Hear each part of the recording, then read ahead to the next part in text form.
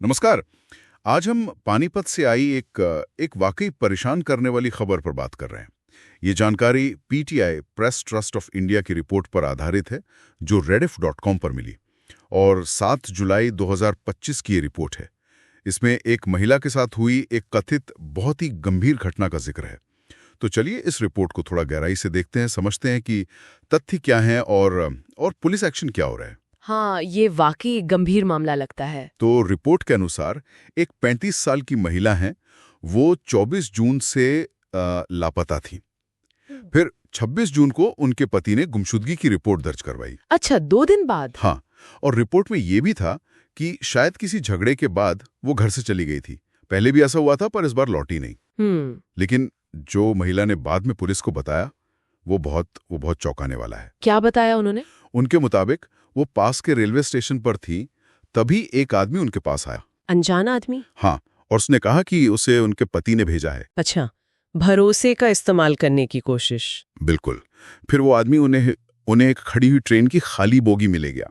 ओहो, खाली बोगी में? हाँ, और महिला का आरोप है कि वहां उस आदमी ने उनके साथ रेप किया। अकेली महिला, खाली बोगी, ये तो बहुत ही खतरनाक स्थिति है। और बात यही खत्म नहीं हुई। रिपोर्ट कहती है कि इसके बाद 2 और लोग वहां आए। 2 और लोग? हाँ, और उन्होंने भी कथित तौर पर बलात्कार किया। यानी ये एक सामूहिक बलात्कार का मामला बन गया।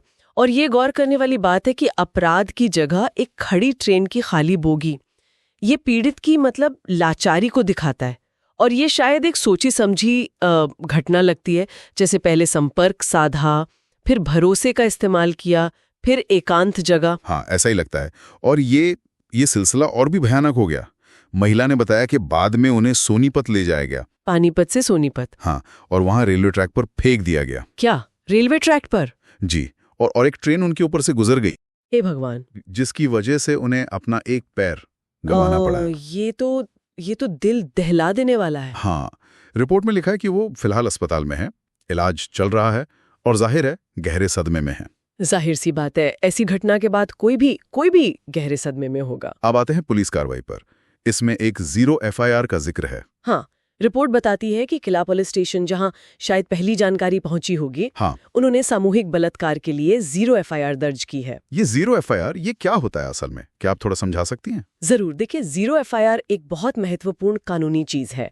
इसका मतलब ये है कि कोई भी पुलिस स्टेशन, चाहे अपराध उसके इलाके में हुआ हो या ना हुआ हो, अच्छा, वो किसी गंभीर अपराध, खासकर जैसे बलात्कार या हत्या की शिकायत दर्ज कर सकता है। FIR का नंबर 0 रखा जाता है। हाँ, इसका मेन मकसद ये है कि जांच फौरन शुरू हो सके, पीड़ित को एक थाने से दूसरे थाने भटकना ना पड़े। बाद में वो केस उस पुलिस स्टेशन को ट्रांसफर कर दिया जाता है जिसके इलाके में असल में घटना हुई थी। तो ये तो पीड़ित के लिए मतलब एक तरह की सहूलियत है, ताकि एक्शन जल्दी हो। बिल्कुल, सैद्धांतिक रूप से तो ये बहुत ही मददगार है। खासकर महिलाओं और बच्चों के खिलाफ जो अपराध होते हैं, उनमें ये बहुत जरूरी है। लेकिन क्या ये असल में उतना ही प्रभावी है, मतलब प्रैक्टिकल लेवल पर? देखिए, चुनौतियां तो हैं। कभी कभी FIR ट्रांसफर होने में देरी हो जाती है, या अलग अलग थानों के बीच कोऑर्डिनेशन में दिक्कत आती है। और रेलवे के मामलों में ये और भी पेचीदा हो सकता है, क्योंकि अपराध अक्सर चलती ट्रेन में या कई स्टेशंस के बीच होता है। हाँ, सही बात है। तो GRP यानी राजकीय रेलवे पुलिस के अलग अलग थानों के बीच तालमेल बिठाना वो एक चुनौती बन जाता है।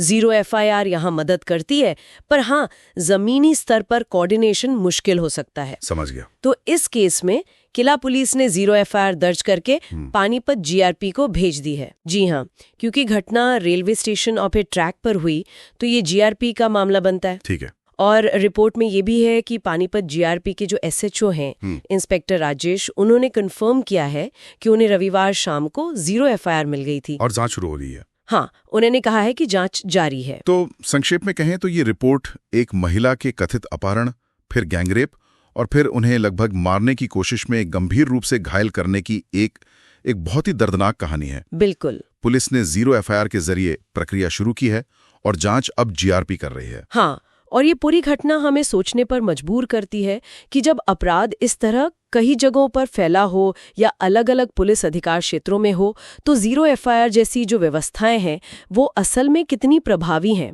मतलब क्या वो सच में पीड़ित को जल्दी न्याय दिलाने और जांच को तेज करने में मदद कर पाती हैं? ये एक बड़ा सवाल है। हाँ, ये एक ऐसा सवाल है जिस पर हमें लगातार ध्यान देना होगा और सिस्टम को बेहतर बनाने की जरूरत है, ताकि ये प्रक्रियाएं सिर्फ कागज पर ना रहें बल्कि असलियत में पीड़ित की मदद कर सकें।